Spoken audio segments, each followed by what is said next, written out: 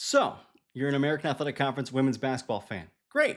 We love that. And if you're not, we hope you'll become one. And maybe I can help you do that. If you're looking for an American team this year to win the title, well, I've got four potential answers for you. We have covered the entire range of the league. And I think there are probably 4 to 5 teams that stand out because guess what? Those are the 4 or 5 teams that have finished top 5 in the league the last 2 seasons. I'm not saying nobody else has a chance at the title. I am saying that these are the teams that you tend to trust year in and year out. So, who are they and what do they look like coming into this season? I've got our last 4 contenders going for the gold in the American in 2025, 2026. And what order are they going to finish in? Yet to be determined. But I do have a favorite among that group. Who is it? We'll find out.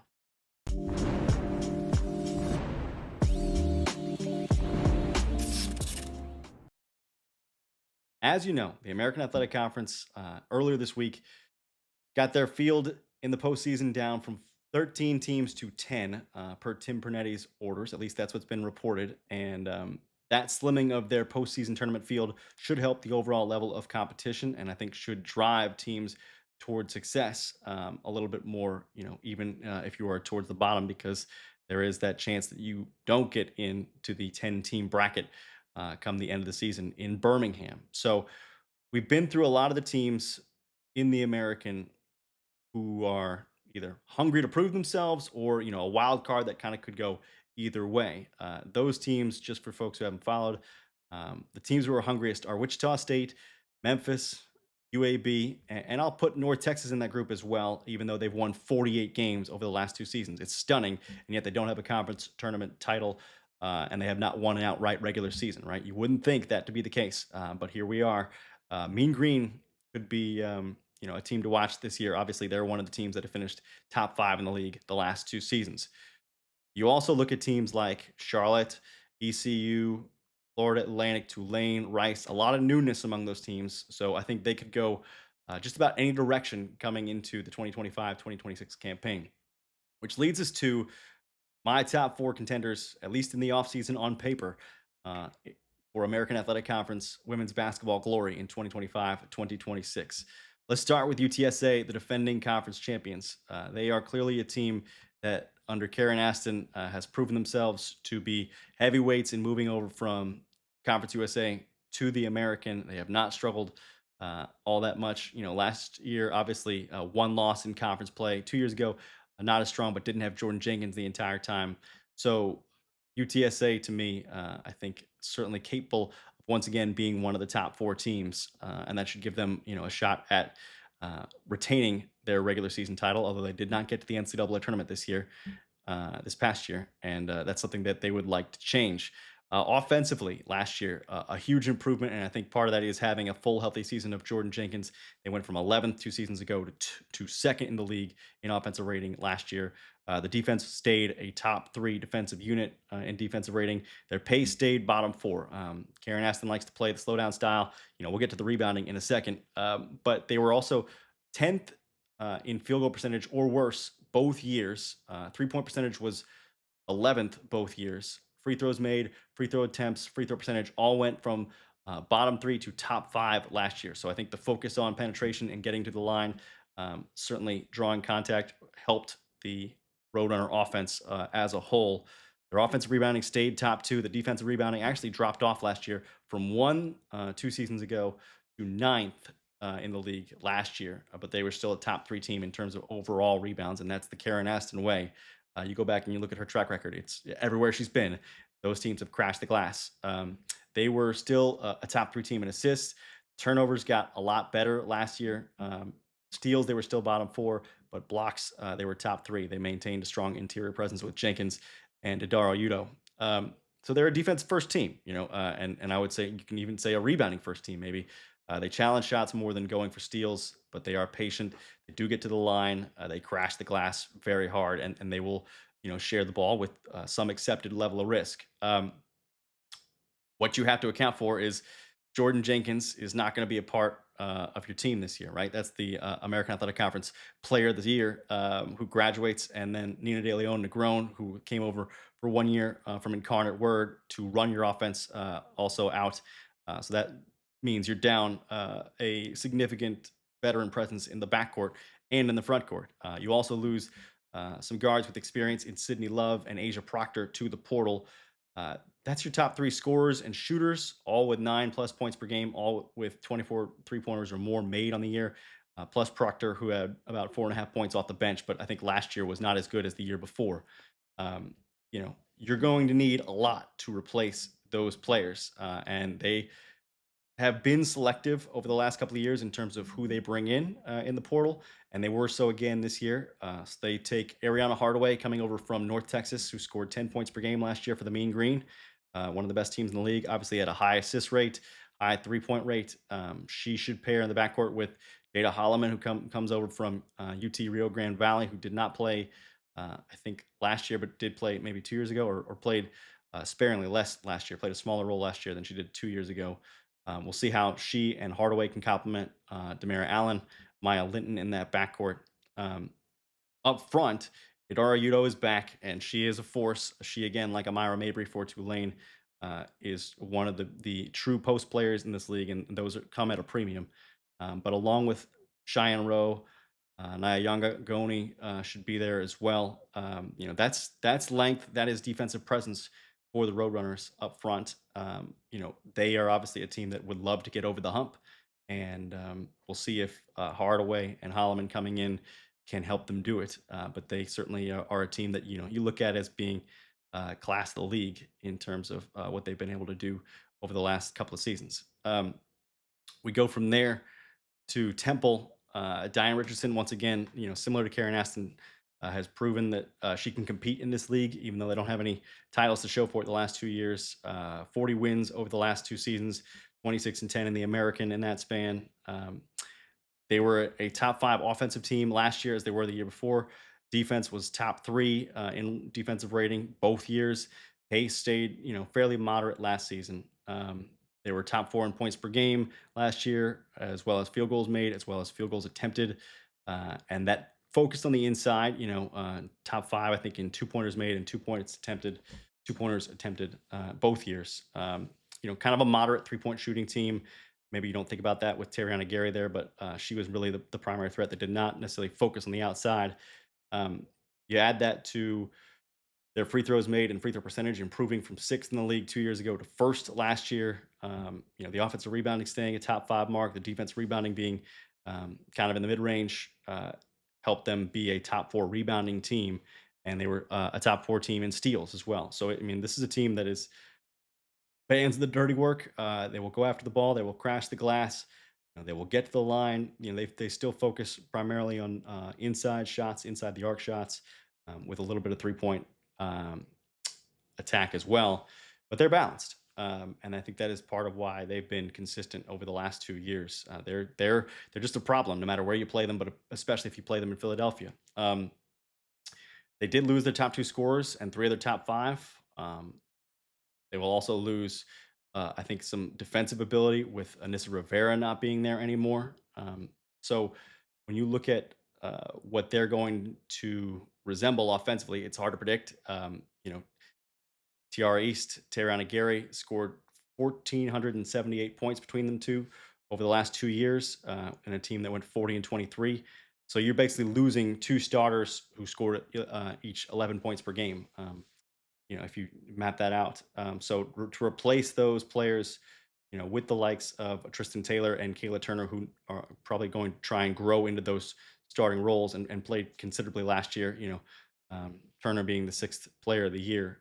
That's, I think, the expectation probably for Richardson's crew.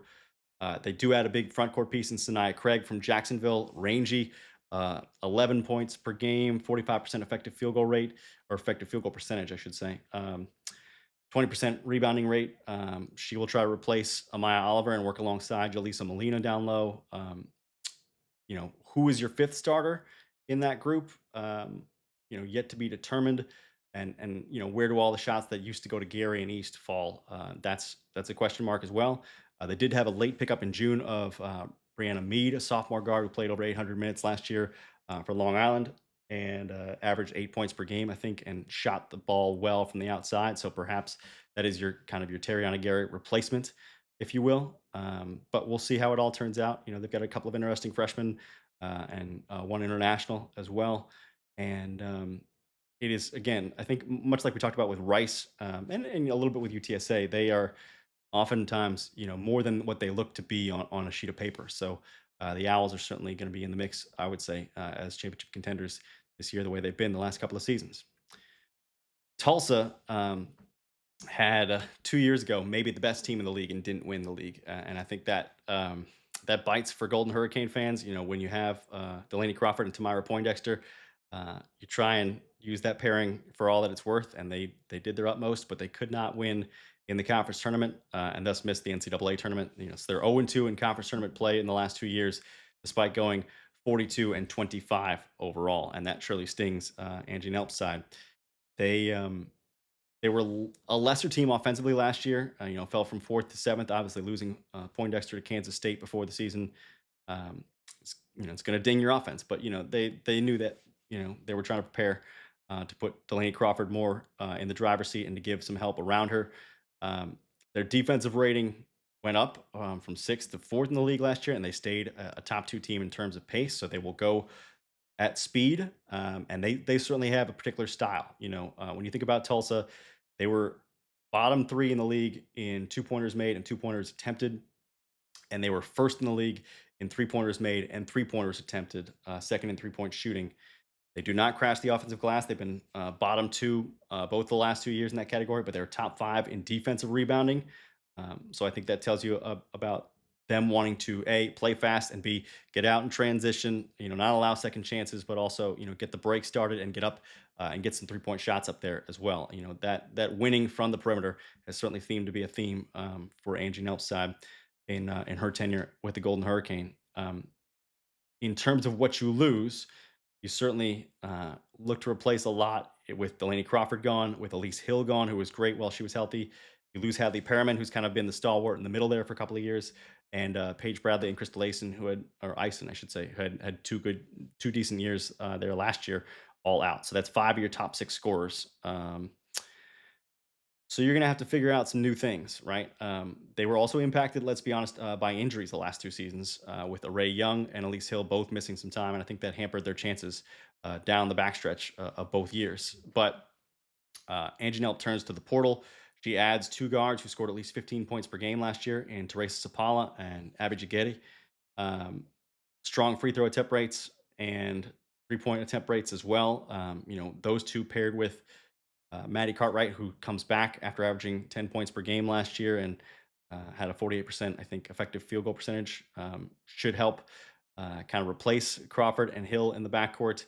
Shamaria Duncan comes over, who's been all around the league. She's playing for her third American Athletic Conference team, having started at Wichita State, now then going to North Texas where she didn't play, and then coming over to Tulsa this year. Certainly has the experience. Played over 800 minutes last 2 years ago when she was at Wichita State. They're going to try and use Riley Grays as a replacement for Hadley Perriman, probably. Grays having played at Virginia last year, less than 300 minutes, but we'll have to see how she performs in the post. They also get former Memphis forward Hannah Riddick, who was out last year for all but 4 games of the season-ending injury. And when she played, she was averaging 11 and 10. So could be a very big part of the offense for that team.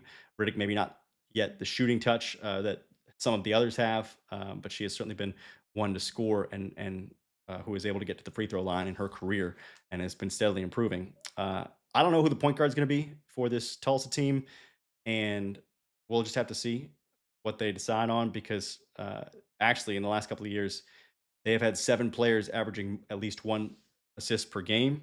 That's how it was, I think, last year, actually. And 3 players had at least 60 assists. So maybe there is no traditional point guard for that offense. And in that case, you're just looking for people who can score, but also be unselfish. And if they shoot and move the ball and play athletically on defense, they might have one of the best groups in the league come next season. So we'll have to see how it all shakes out. But I think Tulsa did well in the portal with the players they got, and they seem to fit their style. But again, losing kind of Delaney Crawford, who has been what do you call that, the center of the wheel, if you will, over the last couple of years. There's a word for it, and my word finding's not good right now. But It'll be a different look for sure in the Reynolds Center without her in there. So we come to the team that has been the class of the American. Team that has been the class of the American over the last couple of years has been South Florida, even though they've only come away with one American Conference tournament title in that span. 42 and 25 over the last 2 years, 4 and 1 in conference tournament play, and went to the tournament last year, NCAA tournament. But Jose Fernandez has built that program up and continues to do pretty incredible work there as a team that year in and year out schedules brutally hard and has also gotten the better of some really big name teams at different times because of the way he has built that program up. They were a top three team in offensive rating each of the last 2 years. Defensive rating stayed pretty consistent. They were eighth last year and the year before, and their pace was dead last once again last year, as with the year before. They are a very slow team, kind of a molasses crew. Their pace has not, I think, gone above 69 possessions per game since 2015. So they certainly like to play a slow down style. The three pointers actually declined last year, even with Sammy Puises fully healthy. But all their other shooting categories kind of went up. Um, Rebounding has held fairly steady, middle of the road, but they're a team that focuses on sharing the ball, not turning the ball over. They were, tops in the league in fewest turnovers back-to-back years, and they won't foul you on defense. They're not giving you anything for free necessarily. They're a patient team. They want to play clean offensively, penetrate as much as they can, and hit the glass. So we'll see how that maps onto this year's team.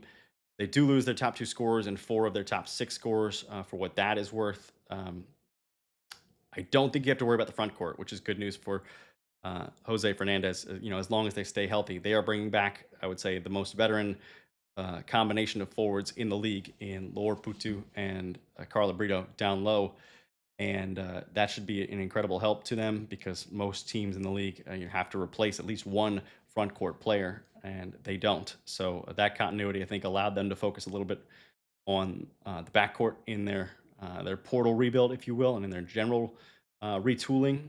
They added three guards who scored at least 13 points per game last year uh, in Eden Battle, Katie Davidson, Kirsten Lewis Williams, and that is an incredible mark, at least among teams in this league.